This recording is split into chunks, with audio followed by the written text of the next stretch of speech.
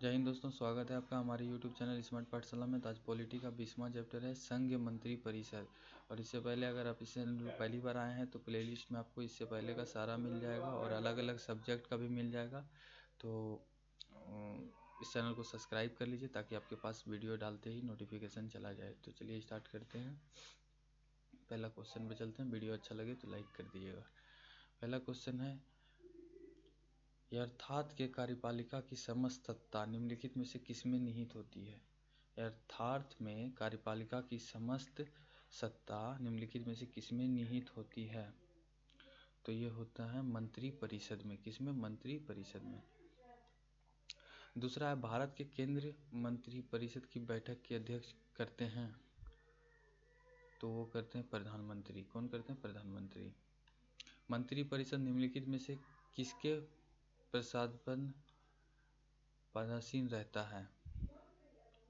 तो किस पे रहता है? लोकसभा पे। किस पे? लोकसभा पे। चौथा नंबर, कौन व्यक्ति मंत्री परिषद का सदस्य हो सकता है? कौन व्यक्ति मंत्री परिषद का सदस्य हो सकता है? संसद का सदस्य। संसद का सदस्य। 4 का सी। 5 नंबर आते हैं। 5 नंबर, क्या राज्यसभा में मनोनीत व्यक्ति मंत्री परिषद का सदस्य बन सकता है? तो हाँ, बन सकता है। छठा नंबर है, मंत्री परिषद के सदस्यों को पद की गोपनीयता की शपथ कौन दिलाता है? पद की गोपनीयता का शपथ कौन दिलाता है? तो ये दिलाता है राष्ट्रपति। कौन? राष्ट्रपति। ऑप्शन ए पे है राष्ट्रपति। कोई व्यक्ति संसद के किसी भी सदन का सदस्य हुए बिना केंद्र में कितना अवधि तक मंत्री रह सकता है? कितना अवधि तक मंत्री रह सकता है? तो 6 महीने तक। कितना? 6 महीने। चलिए आगे चलते हैं 8वां नंबर क्वेश्चन पे। 8 नंबर क्वेश्चन कहता है, मंत्री परिषद में शामिल होते हैं। मंत्री परिषद में शामिल होते हैं प्रधानमंत्री एवं अन्य मंत्री है। प्रधानमंत्री एवं अन्य मंत्री। मंत्री परिषद में मंत्रियों की संख्या। मंत्री परिषद में मंत्रियों की संख्या मंत्रिमंडल से अधिक होती है। मंत्रिमंडल से अधिक होती है। मंत्री परिषद में कितने स्तर के मंत्री होते हैं? कितने स्तर के मंत्री होते हैं? तो 3 स्तर के मंत्री होते हैं। कितना? 3 स्तर के। 11 नंबर, मंत्री परिषद निम्नलिखित में से कौन शामिल नहीं रहता है? मंत्री परिषद में निम्नलिखित में कौन शामिल नहीं रहता है? तो संसदीय सचिव। संसदीय सचिव शामिल नहीं रहता। मंत्री परिषद में वरीयता की दृष्टि से मंत्रियों का सही क्रम है? कैबिनेट मंत्री, राज्य मंत्री, उप मंत्री। कैबिनेट मंत्री, राज्य मंत्री, उप मंत्री, यही है सही। मंत्री परिषद व्यक्तिगत रूप से उत्तरदायित्व होता है। व्यक्तिगत रूप से उत्तरदायित्व होता है राष्ट्रपति के प्रति। संघ मंत्री परिषद के मंत्री उत्तरदायित्व होते हैं। संघ मंत्री परिषद के मंत्री उत्तरदायित्व होते हैं केवल लोकसभा के प्रति। केवल लोकसभा के प्रति। ऑप्शन डी पे। भारत के किसी भी सदन का सदस्य हुए बिना कोई व्यक्ति कब तक मंत्री पद आसीन रह सकता है? तो वो रह सकता है 6 माह तक। कितना तक? 6 माह तक। 16 नंबर, भारत में वह मंत्री जो संसद के दोनों सदनों के किसी सदन का सदस्य नहीं है उसे मंत्री के पद से मुक्त हो जाना पड़ता है। मंत्री के पद से मुक्त हो जाना पड़ता है। भारत में वह मंत्री तो 6 माह के बाद हो जाता है। 6 माह के बाद मुक्त हो जाता है। भारतीय संविधान के निम्नलिखित प्रावधानों में से कौन सा प्रावधान मंत्री परिषद की नियुक्ति तथा पदच्युति को विवेचित करता है? तो ये करता है अनुच्छेद 75। अनुच्छेद 75। भारतीय संविधान के अनुच्छेद 74 और 75 किन विषयों पर विचार करते हैं? 74 और 75 किन विषयों पर विचार करते हैं? तो वो करता है मंत्री परिषद। इसमें मंत्री परिषद। संघ मंत्री परिषद अपने आचरण के लिए किसके प्रति उत्तरदायित्व होता है? किसके प्रति उत्तरदायित्व होता है? लोकसभा के प्रति। किसके प्रति? लोकसभा के प्रति। मंत्री परिषद है कैबिनेट से बड़ा निकाय, कैबिनेट से बड़ा निकाय, मंत्री परिषद है कैबिनेट से बड़ा निकाय। 21 पे आते हैं। 21 कह रहा है भारत में मंत्री परिषद के अधिकार सदस्य लिए जाते हैं लोकसभा से। किसे? लोकसभा से। मंत्रिमंडल का गठन कौन करता है? मंत्रिमंडल का गठन कौन करता है? सिर्फ केंद्रीय मंत्रीगण, सिर्फ केंद्रीय मंत्रीगण। आगे चलते हैं।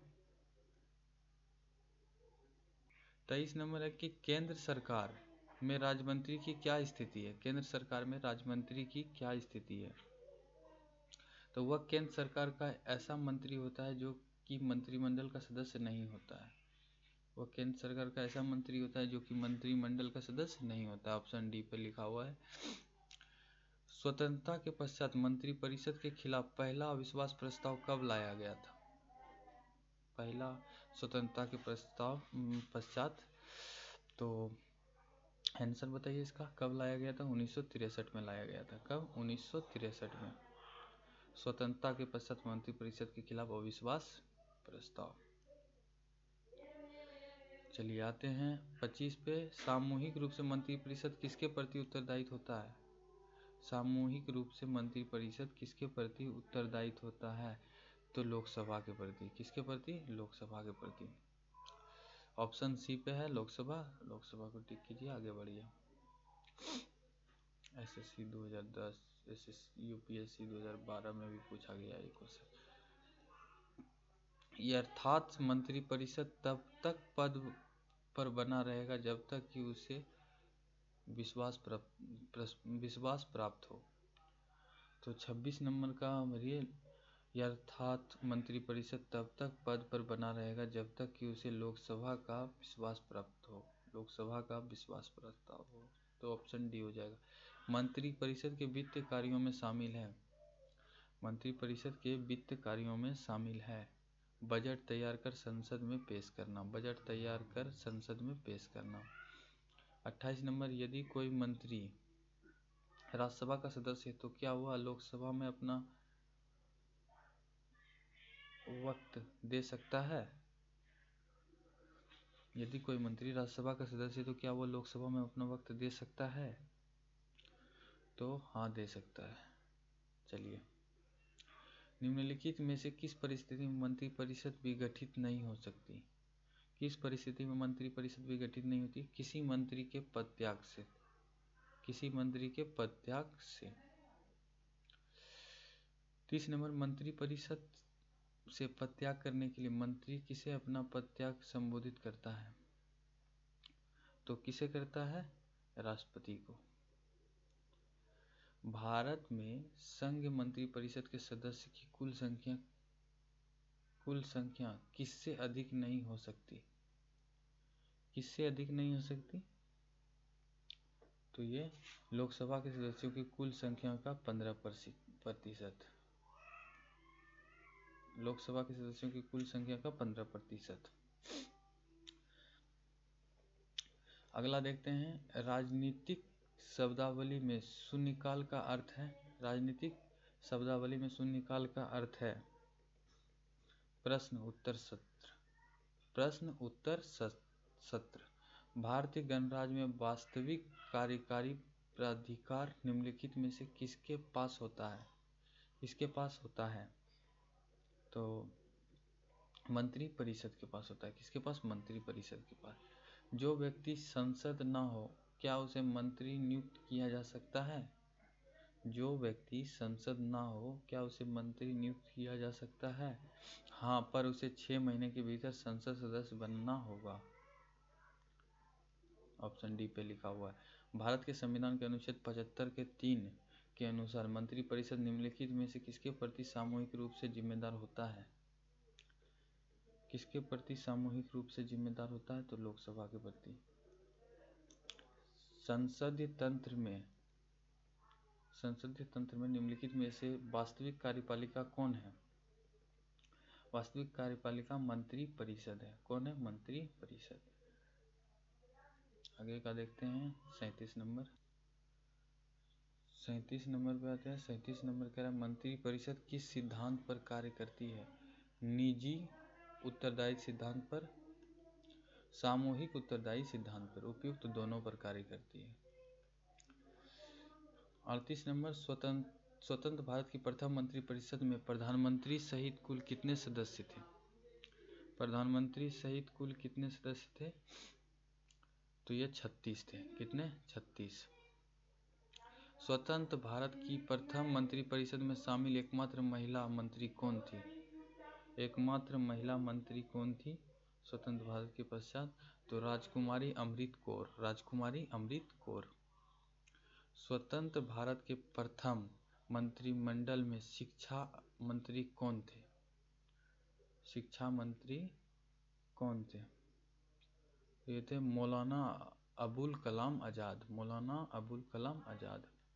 स्वतंत्र भारत के प्रथम प्रतिरक्षा मंत्री कौन थे? स्वतंत्र भारत के प्रथम प्रतिरक्षा मंत्री कौन थे? तो ये थे सरदार बलदेव सिंह। सरदार बलदेव सिंह। अगला देखते हैं 42। स्वतंत्र भारत के प्रथम वित्त मंत्री कौन थे? प्रथम वित्त मंत्री कौन थे? तो आर.के. पनमुखम चेट्टी। ठीक है। 43 पे आते हैं। भारत में स्वतंत्रता के पश्चात प्रथम मंत्रिमंडल का कानून मंत्री कौन था? तो बताइए कौन था? ये थे वी.आर. अम्बेडकर। वी.आर. अम्बेडकर। निम्नलिखित में से कौन से व्यक्ति स्वतंत्र भारत के प्रथम गृह मंत्री के रूप में कार्य किया? प्रथम गृह मंत्री के रूप में कार्य किया सरदार वल्लभ भाई पटेल। कौन? सरदार वल्लभ भाई पटेल। संघ मंत्री परिषद से पदत्याग करने वाला पहला मंत्री कौन था? तो पहला था श्यामा प्रसाद मुखर्जी। कौन? श्यामा प्रसाद मुखर्जी। संघ मंत्री परिषद में सबसे लंबी अवधि तक लगातार एक ही विभाग का कार्यभार संभालने वाले केंद्रीय मंत्री कौन है? राजकुमारी अमृत कौर। राजकुमारी अमृत कौर।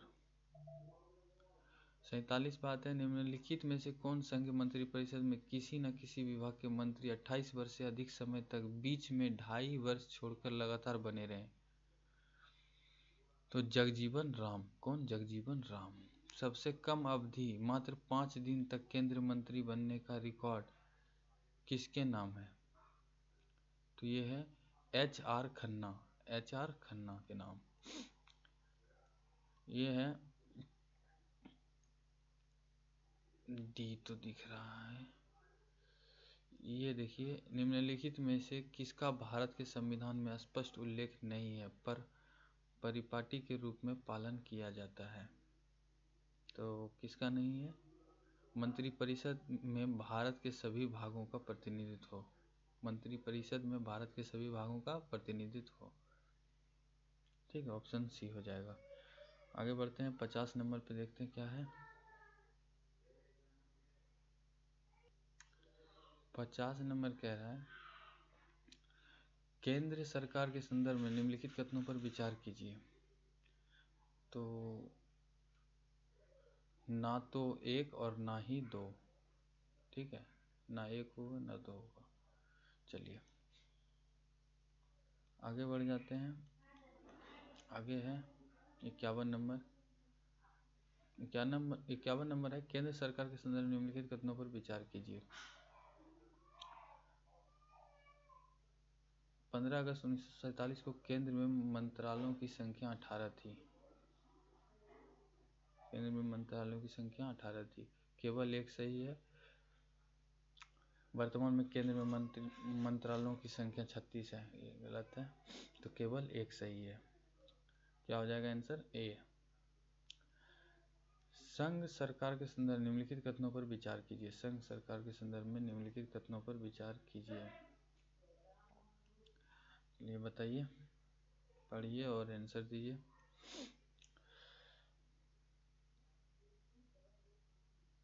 कैबिनेट सचिव की सलाह पर प्रधानमंत्री द्वारा भारत सरकार के मंत्रालयों विभाग का सृजन किया जाता है? नहीं।